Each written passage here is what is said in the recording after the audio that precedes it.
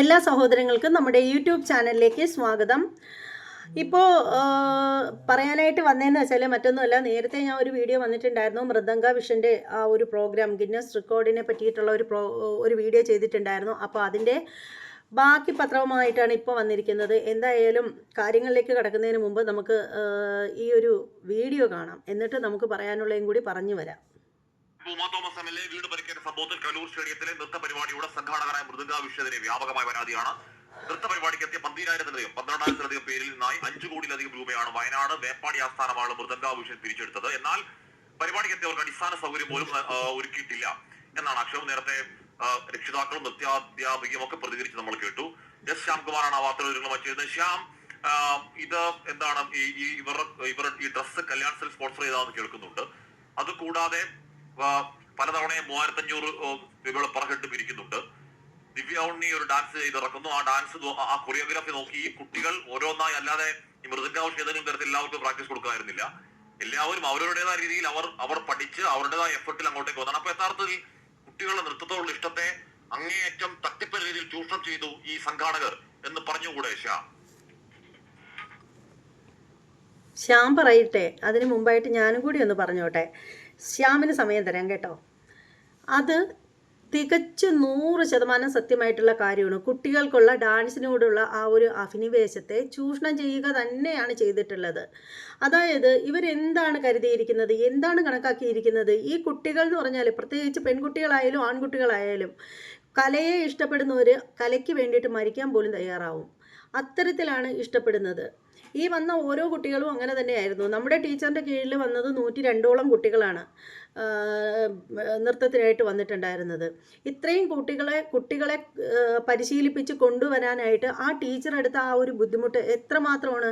എല്ലാം പഠിക്കാൻ പോകുന്ന തരത്തിലുള്ള കുട്ടികളാണ്, സ്കൂളിൽ പോകുന്ന കുട്ടികളാണ്, വലിയ വലിയ ക്ലാസ്സുകളിൽ പഠിക്കുന്ന കുട്ടികളാണ്. ഈ കുട്ടികളൊക്കെ പഠനം കഴിഞ്ഞിട്ട് വീട്ടിൽ വന്നിട്ട് ഒരു നേരത്തെ ആഹാരം പോലും ശരിക്കും ആരി കഴിക്കാനായിട്ട് പറ്റാതെ അവർ വെപ്രാളം വിട്ട് എന്തെങ്കിലും തിന്നാലായി തിന്നാത്ത പാതി വന്നിട്ട് കാലത്തെ പഠിക്കാൻ പോകുന്ന കുട്ടികളാണെന്നുള്ള ഓർക്കണം. അതിനുശേഷം 7 മണിക്ക് ഡാൻസ് ക്ലാസ്സിന് വരും. രാത്രിയിൽ ടീച്ചറിൻ്റെ വീട്ടിലാണ് വരുന്നത്. ആ 7 മണിക്ക് വന്നിട്ട് ആ ഒരു ഡാൻസ് ക്ലാസ്സൊക്കെ ചിലപ്പോൾ 8, 9, ചിലപ്പോൾ 9:30 വരെയൊക്കെ നീളും. ആ ടീച്ചറും അത് തന്നെയാണ്. ഈ കുട്ടികൾക്ക് വേണ്ടിയിട്ട് അത്രയേറെ കഷ്ടപ്പെടുന്ന ഒരു ടീച്ചറാണ്.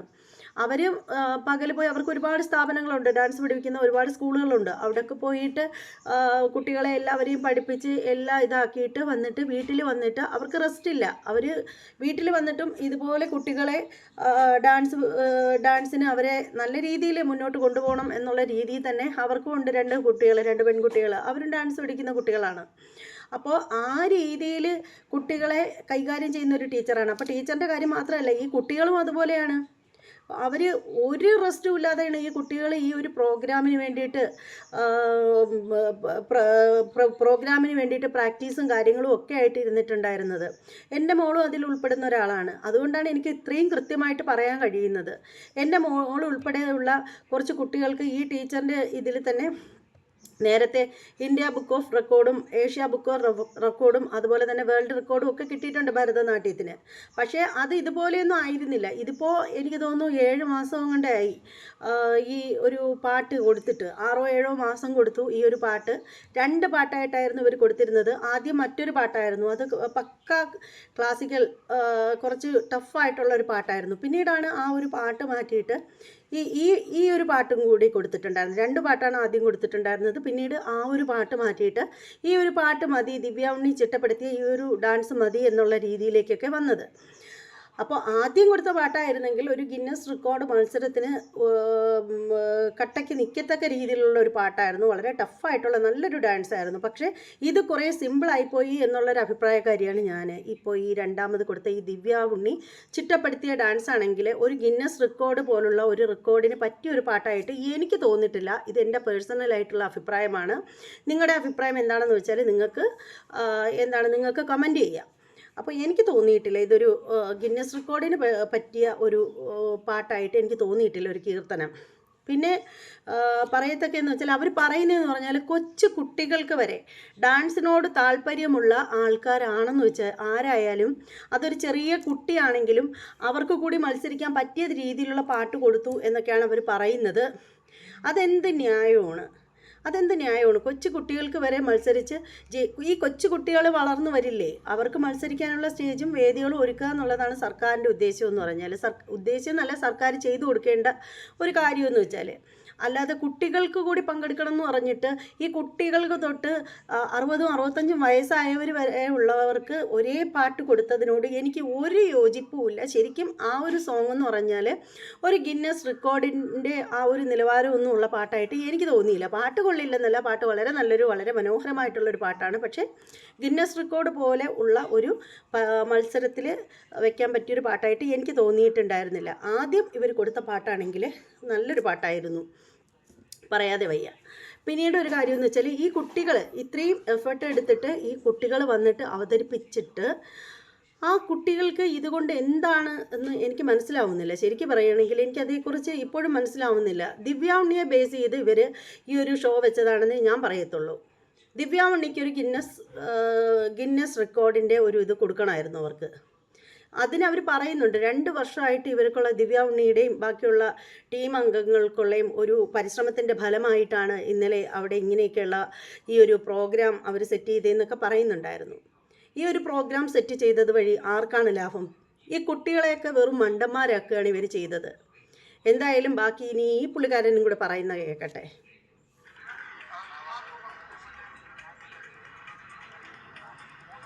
കാശ്മീർ ഒട്ടും കുറഞ്ഞു പോവില്ല. കാരണം ഈ കുട്ടികളുടെ നൃത്തത്തോടുള്ള ഇഷ്ടത്തെ ചൂഷണം ചെയ്യുക മാത്രമല്ല, അത് സംസ്ഥാന സർക്കാരിന്റെ സഹകരണത്തോടുകൂടി നടത്തുന്ന പരിപാടിയാണെന്ന് പറഞ്ഞ് തെറ്റിദ്ധരിപ്പിക്കുകയും ചെയ്തു. അതിലാണ് ഈ സംഘാടകർ ഏറ്റവും കൂടുതൽ വിജയിച്ചത്. തമിഴ്നാടിന്റെ റെക്കോർഡ് തകർക്കാൻ കേരളം നടത്തുന്ന പരിപാടി എന്നുള്ളതാണ് ഈ രക്ഷിതാക്കളോടും വിവിധ ഡാൻസ് സ്കൂളിൽ നിന്ന് എത്തിയ കുട്ടികളോടും ഇവർ പറഞ്ഞിരുന്നത്. 3500 മുതൽ 5000 രൂപ വരെ, അത് പലരിൽ നിന്നും പല രീതിയിലാണ് ഈ പണം പിരിച്ചത് എന്ന് കുട്ടികളുടെ രക്ഷിതാക്കൾ തന്നെ പറയുന്നുണ്ട്. അങ്ങനെ പണം നൽകി അവിടെ വന്ന കുട്ടികളുടെ രക്ഷിതാക്കൾക്ക് ആ സ്റ്റാൻഡിൽ ഇരിക്കാനായിട്ട് 2 തരത്തിലുള്ള ടിക്കറ്റുകൾ ഏർപ്പെടുത്തി. 149 രൂപയുടെയും 299 രൂപയുടെയും. അവിടെയും പണപ്പിരിവ് നടത്തിയിട്ടാണ് ഇവരെ അതിന്റെ അകത്തേക്ക് കയറ്റിയത്. ദിവ്യ ഉണ്ണിയുടെ പേര് പറഞ്ഞ് പണപ്പിരിവ് നടത്തി എന്നുള്ളത് അവിടെ ആരോപണം ഉയർന്നിട്ടുണ്ട്. ഏതായാലും ഈ വിഷയങ്ങളെല്ലാം പോലീസ് അന്വേഷിക്കുന്നുണ്ട്. ഒരു പരിധിക്കപ്പുറത്തേക്ക് കുട്ടികളെ ചൂഷണം ചെയ്യുകയും പണപ്പിരിവ് മാത്രമായിരുന്നു ഈ സംഘാടകരുടെ പ്രധാന ലക്ഷ്യമെന്ന് ഇതിൽ നിന്ന് തന്നെ മനസ്സിലായിട്ടുണ്ട്. 12,000 കുട്ടികളിൽ നിന്നാണ് 3500 മുതൽ 5000 രൂപ വരെ പിരിച്ചെടുത്തത് എന്നുള്ളതാണ് ഏറ്റവും ശ്രദ്ധേയമായ കാര്യം. പക്ഷെ അപ്പോഴും ഈ സംഘാടകർ പറയുന്നത് എല്ലാവിധ അനുമതികളും കിട്ടി എന്നുള്ളത് ആവർത്തിച്ചുകൊണ്ടിരിക്കുകയാണ്. ഏതായാലും ഈ സംഘാടകർക്കെതിരായിട്ട് നിലവിലെടുത്തിരിക്കുന്ന കേസുകളിലെ വകുപ്പുകൾ ഉൾപ്പെടെ മാറാൻ സാധ്യതയുണ്ട്. കുട്ടികളുടെ രക്ഷിതാക്കൾ നൽകുന്ന പരാതി വരുമ്പോൾ അതൊരു പക്ഷേ സാമ്പത്തിക തട്ടിപ്പിനും ചതിക്കും വഞ്ചനയ്ക്കും ഒക്കെ കേസ് വരാൻ സാധ്യതയുണ്ട്. അതിനപ്പുറത്തേക്ക് സംസ്ഥാന സർക്കാരിന്റെ സഹകരണത്തോടെ നടത്തിയ പരിപാടി എന്ന പേരിൽ വിദ്യാർത്ഥികളെ പറ്റിക്കാനുള്ള ഒരു ഇടപെടലിനെതിരെയുള്ള പരാതികൾ ഉയരുന്നുണ്ട്. അതിലും തുടർ നടപടി ഉണ്ടാകുമെന്നുള്ളത് തന്നെയാണ് നേരത്തെ മന്ത്രി രാജീവ് ഉൾപ്പെടെ പറഞ്ഞത്. ഏതായാലും ഈ സംഘാടകർക്കെതിരെ കൂടുതൽ നടപടികൾ ഉണ്ടാകും. ദിവ്യ ഉണ്ണിയുടെ പേരുൾപ്പെടെ ദുരുപയോഗം ചെയ്തതിൽ അതിൽ നടപടി ഉണ്ടാകും. ഒരുപക്ഷെ ഈ സിനിമാ നടിമാരിൽ ചിലരും ഈ പ്രതിപട്ടികയിലേക്ക് വരുമെന്നുള്ള സൂചന കൂടി നൽകുന്നുണ്ട്. കാരണം ഇവരുടെ പേര് പറഞ്ഞാണ് ഈ കുട്ടികളെ കൊണ്ടുവന്നത്. ഇവരെ കാണിച്ചുകൊണ്ട് ഒപ്പം നൃത്തം ചെയ്താൽ ഒരു ഗിന്നസ് റെക്കോർഡ് സർട്ടിഫിക്കറ്റ് കയ്യിലിരിക്കുമെന്നുള്ള പറഞ്ഞാണ് ഈ കുട്ടികളെ പറ്റിച്ചു കൊണ്ടുവന്നത്. അവിടെ എത്തിയ ശേഷവും ഈ പണപ്പിരിവ് നടത്തിയെന്നുള്ളത് വളരെ വ്യക്തമായി കുട്ടികളുടെ രക്ഷിതാക്കൾ ഉൾപ്പെടെ പറയുന്നുണ്ട്. ഏകദേശം കോടികളാണ് അവിടെ നിന്ന് പിരിച്ചെടുത്തത് എന്നുള്ള കണക്കുകൾ പുറത്തു വരുന്നു. ഏതായാലും ഗൗരവകരമായ അന്വേഷണം ഉണ്ടാകണം. പ്രത്യേകിച്ച് സംസ്ഥാന സർക്കാരിന്റെ പേര് പറഞ്ഞ് നടത്തിയ ഒരു തട്ടിപ്പായി ഈ പരിപാടി മാറി എന്നുള്ള വെളിപ്പെടുത്തൽ വരുന്ന പശ്ചാത്തലത്തിൽ കൂടി. അപ്പോൾ എനിക്ക് പറയാനുള്ളതെന്ന് വെച്ചാൽ, ദിവ്യ ഉണ്ണിയുടെ പേരിൽ തട്ടിപ്പ് നടത്തിയെന്ന് പറഞ്ഞാൽ എനിക്കറിയില്ല. കാരണം ദിവ്യ ഉണ്ണിയൊക്കെ തന്നെയാണ് ഈ ഒരു പ്രോഗ്രാമിൻ്റെ ആളുകളാണെന്നാണ് ഞാൻ മനസ്സിലാക്കി വെച്ചിരിക്കുന്നത്. അതിൻ്റെ കാരണം അങ്ങനെ വിചാരിക്കാനുള്ള കാര്യം മറ്റൊന്നുമല്ല. ഇവർ പറയുന്നത് ഉണ്ടായിരുന്നു, ദിവ്യ ഉണ്ണിയും ഇവർ ഉൾപ്പെടെയുള്ള പലരും പറയുന്നുണ്ടായിരുന്നു വേദിയിൽ, 2 വർഷത്തെ കാത്തിരിപ്പ്, ദിവ്യ ഉണ്ണിയുടെയൊക്കെ 2 വർഷത്തെ കാത്തിരിപ്പാണ് ഇങ്ങനെ ഒരു പ്രോഗ്രാം സെറ്റാക്കി എടുത്തത് എന്ന് പറയുന്നുണ്ടായിരുന്നു. അപ്പോൾ പിന്നെ ദിവ്യ ഉണ്ണി അവിടെ ഗസ്റ്റായിട്ടൊന്നും വന്ന ആളല്ലല്ലോ. അപ്പോൾ ദിവ്യ ഉണ്ണിയുടെ പേര് അപകീർത്തിപ്പെടുത്തി അല്ലെങ്കിൽ ദിവ്യ ഉണ്ണിയെ കൂടി ഇതിൽ വലിച്ചിഴച്ചു എന്ന് പറയുമ്പോൾ ഒന്നുകിൽ പുള്ളിക്കാരത്തെ അവിടെ ഗസ്റ്റായിട്ട് വന്നിരിക്കണം. അങ്ങനെയാണെങ്കിൽ ആ പറയുന്നതിൽ എന്തെങ്കിലും ഒരു ലോജിക്ക് ഉണ്ടെന്ന് പറയാം. ഇത് അവരൊക്കെ തന്നെയാണ്.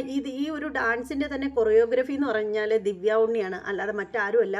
2 വർഷം കൊണ്ടേ അവർ എടുത്ത ആ ഒരു എഫേർട്ടിൻ്റെ ഫലമായിട്ടാണ് ഈ ഒരു പ്രോഗ്രാം ഇന്നലെ അവിടെ അരങ്ങേറിയതെന്ന് ഇടയ്ക്കൊക്കെ വിളിച്ച് പറയുന്നുണ്ടായിരുന്നു. അത് നമ്മൾ ശരിക്കും കേട്ട ആളുകളാണ്, നേരിട്ട് കേട്ട ആളുകളാണ്. ശരിക്കും പറഞ്ഞാലുണ്ടല്ലോ, ഈ ഒരു പ്രോഗ്രാമിനെ പറ്റി പറയുമ്പോൾ എനിക്ക് 1% പോലും അംഗീകരിക്കാൻ പറ്റില്ല. പിന്നെ ഒരു കാര്യം എന്ന് പറഞ്ഞാൽ പൈസയുടെ കാര്യം പറയുകയാണെങ്കിൽ നമ്മുടെ ടീച്ചറും എൻ്റെ മകളെ കൊണ്ടുപോയ ടീച്ചറെന്ന് പറഞ്ഞാൽ 102ഓളം പേരെ കൊണ്ടുപോയതാണ്.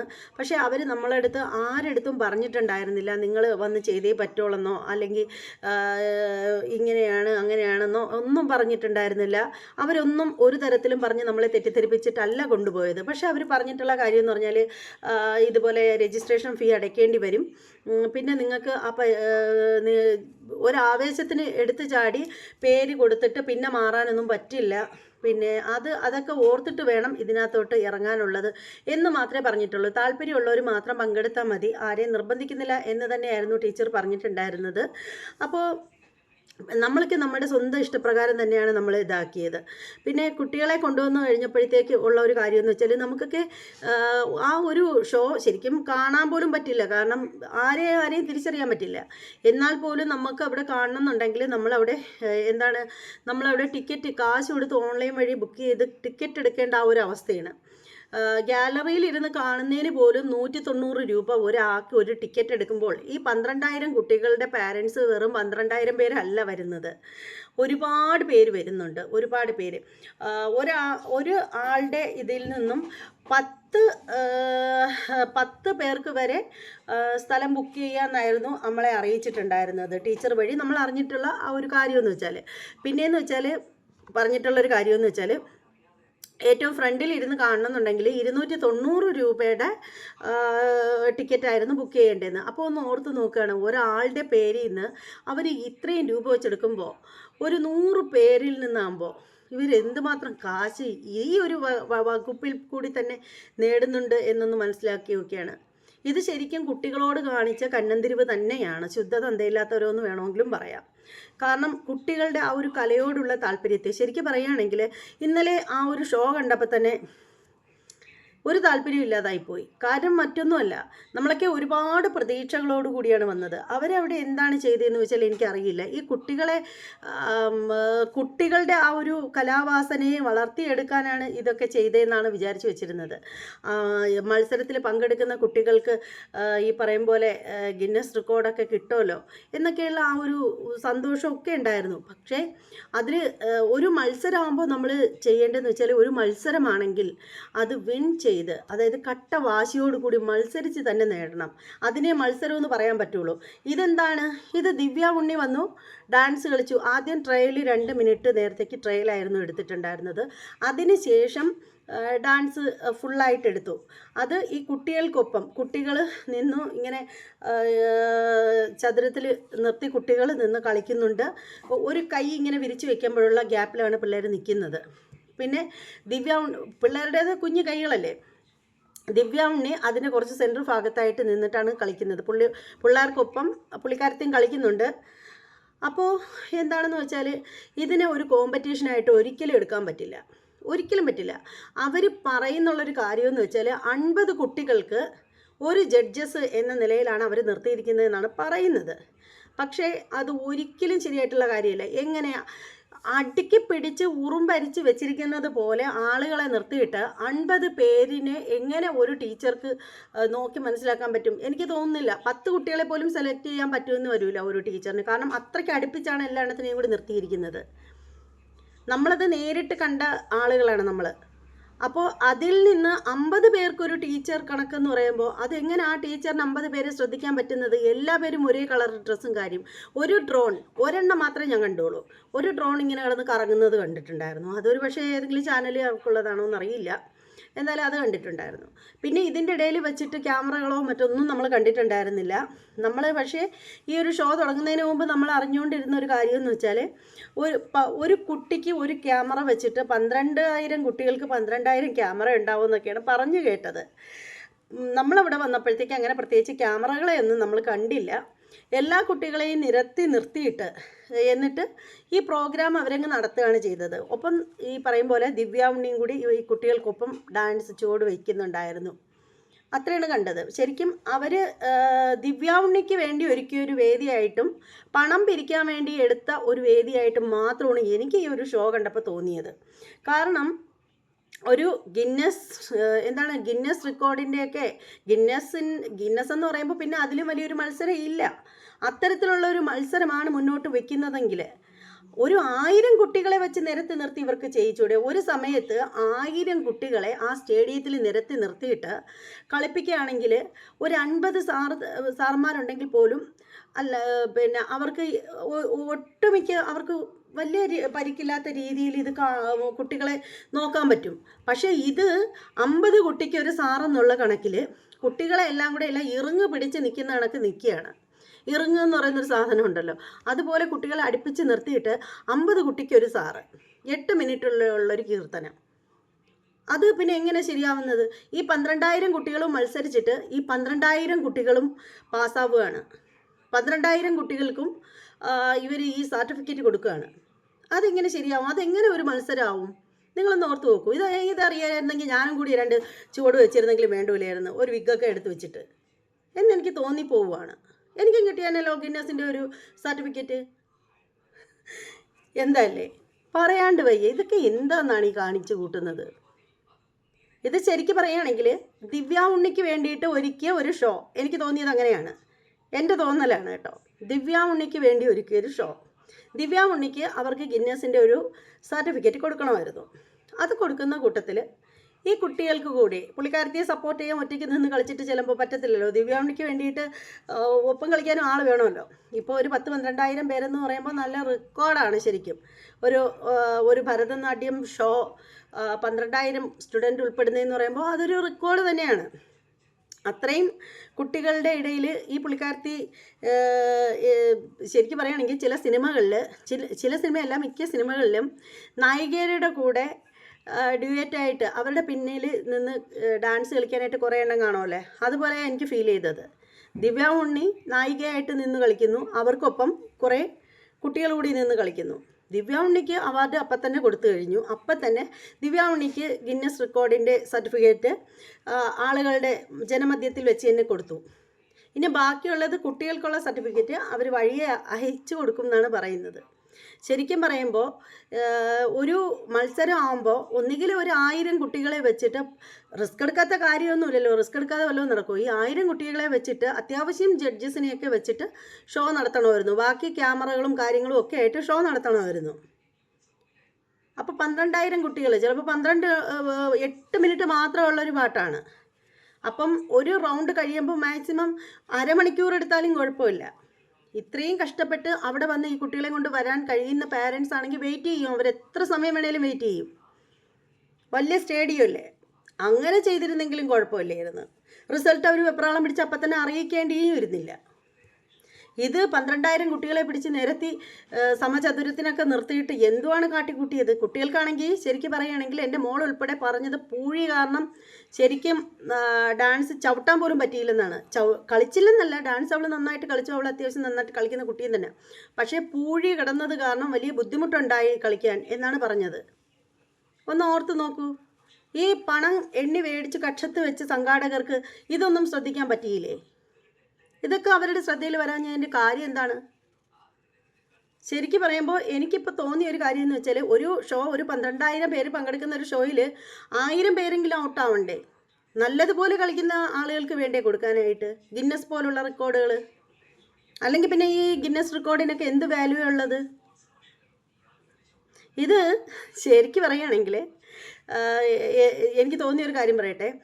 ക്ഷേത്രങ്ങളിൽ, എല്ലാ ക്ഷേത്രങ്ങളിലും ഇപ്പോൾ ഒട്ടുമിക്ക ക്ഷേത്രങ്ങളിലും അങ്ങനെയൊക്കെ ഉണ്ട്.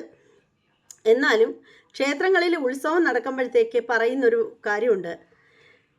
അതായത് താലപ്പൊലി എടുക്കുന്ന എല്ലാ കുട്ടികൾക്കും പ്രോത്സാഹന സമ്മാനം ഉണ്ടായിരിക്കുന്നതായിരിക്കും എന്ന് നോട്ടീസിലും വെക്കാറുണ്ട്, അവർ അനൗൺസ്മെൻറ്റും ചെയ്യാറുണ്ട്. അതാണ് എനിക്ക് ഈ ഒരു കാര്യത്തിൽ തോന്നിയത്.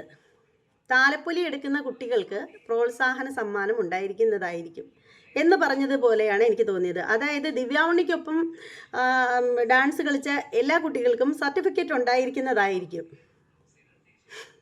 എന്തല്ലേ, കലയെ പോലും അപമാനിക്കുന്ന വൃത്തികെട്ട വർഗ്ഗങ്ങളാണിതൊക്കെ. ശരിക്കും പറയുകയാണെങ്കിൽ ഇത് ദിവ്യ ഉണ്ണിക്ക് അറിവില്ലെന്ന് പറഞ്ഞാൽ ഞാൻ വിശ്വസിക്കത്തില്ല. കാരണം അവരാണ് ഇതിൻ്റെ ആള്. അവർ തന്നെ പറഞ്ഞ കാര്യമാണ്. ഈ മൃദംഗ വിഷൻ്റെ ഇതിന് വേണ്ടിയിട്ട് കൊറിയോഗ്രാഫി ചെയ്തിരിക്കുന്നത് അവരാണ്. ഞാനൊരു കാര്യം പറയട്ടെ, സ്റ്റുഡൻറ്റിൻ്റെ കീഴിൽ നമ്മൾ അറിഞ്ഞത് ഇങ്ങനെയാണ്, സ്റ്റുഡൻറ്റിൻ്റെ കീഴിൽ അധ്യാപകൻ്റെ കീഴിൽ മാത്രമേ സ്റ്റുഡൻറ്റിന് ഈ ഒരു ഇതിൽ അപേക്ഷിക്കാൻ പറ്റുള്ളൂ എന്നാണ് അറിഞ്ഞത്. അതായത് ഒരു അധ്യാപകൻ്റെ, ഒരു ഗുരുവിൻ്റെ കീഴിൽ മാത്രമേ ഒരു വിദ്യാർത്ഥിക്ക് ഈ ഒരു റെക്കോർഡിൽ, ഈ ഒരു മത്സരത്തിൽ പങ്കെടുക്കുന്നതിനുള്ള അപേക്ഷകളും കാര്യങ്ങളും ഒക്കെ കൊടുക്കാൻ പറ്റുള്ളൂ. അതാണ് നമ്മുടെ പൈതൃകം. ഇതിനെക്കുറിച്ച് നമ്മൾ അറിഞ്ഞത് എന്ന് വെച്ചാൽ ഇങ്ങനെയാണ്. അതായത് അത് ദിവ്യ ഉണ്ണി തന്നെ ഒരു ഷോയിൽ പറഞ്ഞതാണ്. ഈ ഒരു മൃദംഗ വിഷനെ പറ്റിയിട്ട് പറഞ്ഞൊരിതാണ്. അതാണ് പാരമ്പര്യം, അതാണ്. അതുകൊണ്ട് അങ്ങനെ അതല്ലാതെ ഡയറക്റ്റായിട്ട് ഒരു സ്റ്റുഡൻറ്റിന് ഒരിക്കലും ഇതിലേക്ക് അപേക്ഷ കൊടുത്ത് ഈ ഒരു മത്സരത്തിൽ പങ്കെടുക്കാനായിട്ട് പറ്റുന്നതല്ല എന്ന് ദിവ്യ ഉണ്ണി പറഞ്ഞത് ഞാൻ കേട്ടതാണ്. അപ്പോൾ അതായത് അതുകൊണ്ട് ഗുരുക്കന്മാർ വഴി മാത്രമേ ഈ ഒരു ഷോയിൽ പങ്കെടുക്കാൻ പറ്റുള്ളൂ. ഡയറക്റ്റായിട്ട് ഒരു വിദ്യാർത്ഥികൾക്കും അതിന് പറ്റില്ല എന്നവർ പറയുന്നത് ഞാനൊരു ഇൻ്റർവ്യൂവിൽ കണ്ടതാണ്. അങ്ങനെയാണെങ്കിൽ ഞാനൊരു കാര്യം ചോദിക്കട്ടെ, ദിവ്യ ഉണ്ണി എങ്ങനെയാണ് അവിടെ വന്ന് ഡാൻസ് കളിച്ചത്? ദിവ്യ ഉണ്ണിയുടെ ഗുരുവാണോ ദിവ്യ ഉണ്ണി അവിടെ ഡാൻസ് കളിക്കാൻ വേണ്ടിയിട്ട് റെഫർ ചെയ്തത്? എൻ്റെ ചോദ്യം ന്യായമല്ലേ? അപ്പോൾ ദിവ്യ ഉണ്ണി എങ്ങനെയാണ് കളിച്ചത്? ദിവ്യ ഉണ്ണി കൊറിയോഗ്രാഫി ചെയ്തതാണ്, ദിവ്യ ഉണ്ണി ചിട്ടപ്പെടുത്തിയതാണ് ആ ഒരു ഡാൻസ് എന്ന് പറയുന്നത്. അങ്ങനെ വരുമ്പോൾ ദിവ്യ ഉണ്ണിക്ക് എന്തിനാണ് ഗിന്നസ് റെക്കോർഡിൻ്റെ ആ ഒരു സർട്ടിഫിക്കറ്റ് അവിടെ വെച്ച് ദിവ്യ ഉണ്ണിക്ക് കൊടുത്തത്? എന്തിനാണ്? ഓൾറെഡി ദിവ്യ ഉണ്ണി ആണല്ലോ അത് കൊറിയോഗ്രാഫി ചെയ്തത്. അപ്പോൾ പിന്നെ അതൊരു മത്സരമായി കണ്ടിട്ട് അവർക്ക് എന്തിനു കൊടുക്കണം ആ ഒരു സർട്ടിഫിക്കറ്റ്? അതിൻ്റെ ആവശ്യം എന്താണ്?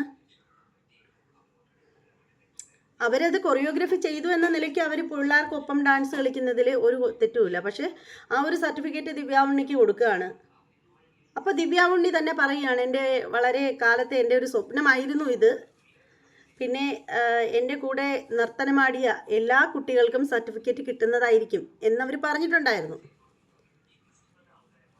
ഇത് പുട്ടിൻ്റെ കൂടെ പീര ഫ്രീ, അതാണ് എനിക്ക് പറയാൻ തോന്നുന്നത്. പുട്ടിൻ്റെ കൂടെ പീര ഫ്രീ. താലപ്പൊലി എടുക്കുന്ന കുട്ടികൾക്ക് പ്രോത്സാഹന സമ്മാനമുണ്ട് എന്ന് പറയുന്നത് പോലെ എനിക്കിത് പറയാനായിട്ട് തോന്നുന്നത്. ഈ ഒരു വിഷയത്തെ പറ്റിയിട്ട് പറയാനാണെങ്കിൽ ഒരുപാടുണ്ട്. ഇനിയും ഒരുപാട് വീഡിയോകൾ വരാനുണ്ട് ഇതേക്കുറിച്ച്. ഒരുപാട് ന്യൂസുകൾ അപ്പോഴേ കിട്ടുന്നുണ്ട്. അതൊക്കെ ആയിട്ട് ഞാൻ വരും. അപ്പോൾ നിങ്ങളുടെ അഭിപ്രായങ്ങൾ നിങ്ങൾ കമൻറ്റ് ചെയ്തേക്കണം കേട്ടോ. ഈ ഒരു വീഡിയോയ്ക്ക് ഞാൻ സബ് ചെയ്യാനും ലൈക്ക് ചെയ്യാനും ഷെയർ ചെയ്യാനും ഒന്നും പറയുന്നില്ല.